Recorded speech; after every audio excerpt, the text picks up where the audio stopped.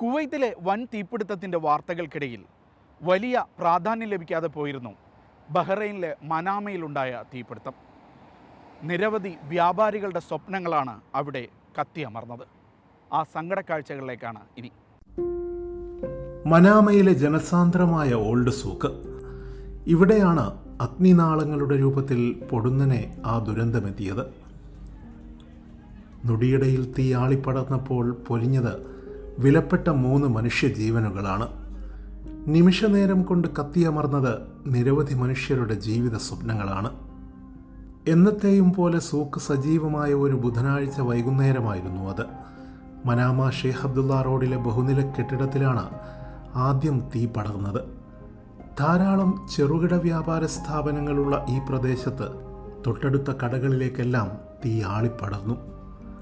പ്രവാസഭൂമികയിൽ സ്വരുക്കൂട്ടിയ ഏക ജീവിത മാർഗവും വർഷങ്ങളുടെ കരുതിവെപ്പും പ്രതീക്ഷകളും അങ്ങനെ എല്ലാം നഷ്ടപ്പെട്ടത് മലയാളികളടക്കം നിരവധി പേർക്കാണ്. കത്തിച്ചാമ്പലായത് വസ്ത്രക്കടകളും ചെരുപ്പുകടകളും പെർഫ്യൂം ഷോപ്പുകളുമടക്കം നിരവധി സ്ഥാപനങ്ങൾ. ജീവിതോപാധികൾ കൺമുന്നിൽ ചാരമാകുന്നത് കാണാൻ വിധിക്കപ്പെട്ട വടകര സ്വദേശി ബാബുവിന് പങ്കുവെക്കാനുള്ളത് തീരാ നഷ്ടത്തിൻ്റെ സങ്കടങ്ങളാണ്. ഈ കട എന്ന് പറഞ്ഞാൽ പെട്ടെന്ന് അപ്പുറത്തുനിന്ന് ബംഗാളീൻ്റെ ഒരു കടയിൽ നിന്നാണ് തീപിടുത്തം നടന്നത്. 4 മണിക്ക് 4:10 അങ്ങനെ പെട്ടെന്ന് പിന്നെ കാറ്റുകൊണ്ട് തീ ഫുള്ളായിട്ട് ഇങ്ങനെ പടർന്ന് പിടിച്ച് അത് ഒരു 10 മിനിറ്റ് കൊണ്ട് എല്ലാ സംഭവം അങ്ങ് നടന്നിന്. ഒന്നും ചെയ്യാൻ പറ്റാത്ത സ്ഥിതിയിലായിരുന്നു. കണ്ടമാനം സാധനം ഉണ്ടായിരുന്നു. അതായത് ഈ പെരുന്നാളും മൊഹറം ഒന്നിച്ച് വരുന്നതുകൊണ്ട് സാധനം നല്ലോണം ഇറക്കിയനായിരുന്നു. അതുകൊണ്ടാണ് ഇപ്പം നമ്മളെ സംബന്ധിച്ചിടത്തോളം വലിയൊരു നഷ്ടം ഇത് ഉണ്ടായിരിക്കുന്നത്. അത് താങ്ങാൻ പറ്റാത്തൊരു നഷ്ടമാണ് ഉണ്ടായത്. 40,000 ദിനാറിൻ്റെ സാധനങ്ങളും കടയിൽ സൂക്ഷിച്ച 4,500 ദിനാറുമടക്കം 25 വർഷങ്ങളായി താൻ നടത്തുന്ന സ്ഥാപനം ഒരു പിടി ചാരമായതിൻ്റെ വേദനയാണ് ആയഞ്ചേരി സ്വദേശിയായ ഇസ്ഹാക്കിൻ്റെത്. 25 വർഷമായിട്ട് നിന്ന് പോരുന്നൊരു സ്ഥാപനമാണ്. ചെരുപ്പ് ഷൂ ആണ് എൻ്റെ ബിസിനസ്. അപ്പം കണ്ണിൻ്റെ മുമ്പിൽ നിന്നാണ് ഇത് കത്തി അമരുന്നത് കാണുന്നത്. എല്ലാം ഒരു ദൈവവിധി പോലെയാണ് കണ്ടുകൊണ്ടുവരുന്നത്. ഒന്നും ചെയ്യാൻ പറ്റിയില്ല.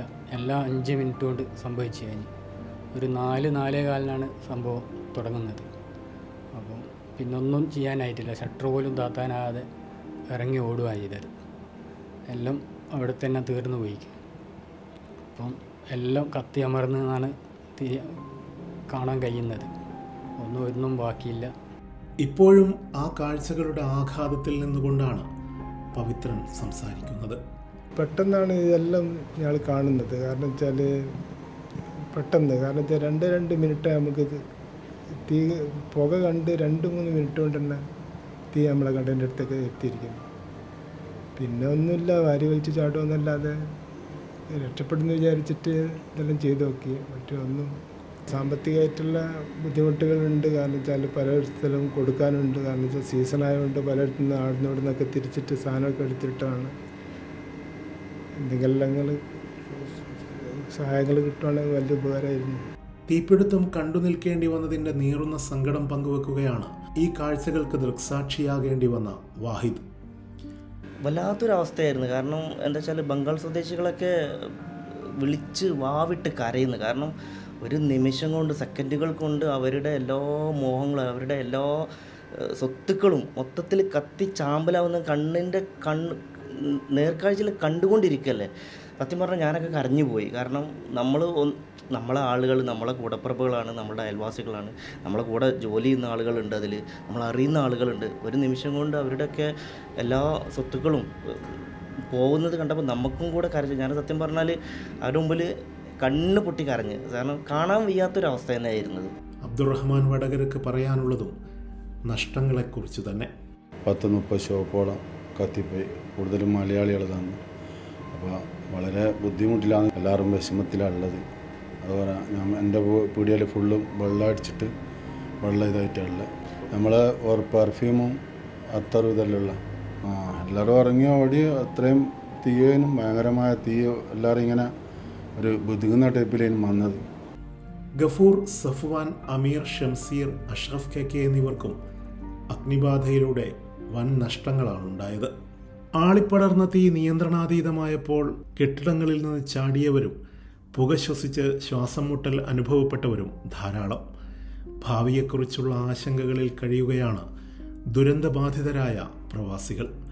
ഈ വിഷമഘട്ടത്തിൽ ഇരുളടഞ്ഞ ജീവിതാവസ്ഥയിൽ ഏതു കോണിൽ നിന്നുമുള്ള സഹായങ്ങൾ തേടുകയാണ് ദുരന്തബാധിതരായ ഇവർ. ഭക്ഷണവും താമസ സൗകര്യങ്ങളും നൽകി സഹപ്രവർത്തകരും സാമൂഹിക സംഘടനകളും സുമനസ്സുകളും നൽകുന്ന പിന്തുണയാണ് ഇവരുടെ ആശ്രയം.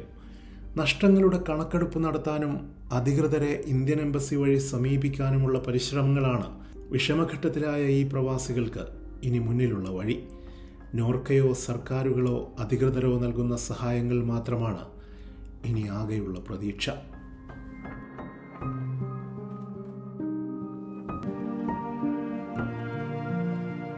വീക്കെൻഡ് അറേബ്യയിൽ ചെറിയൊരു ഇടവേള.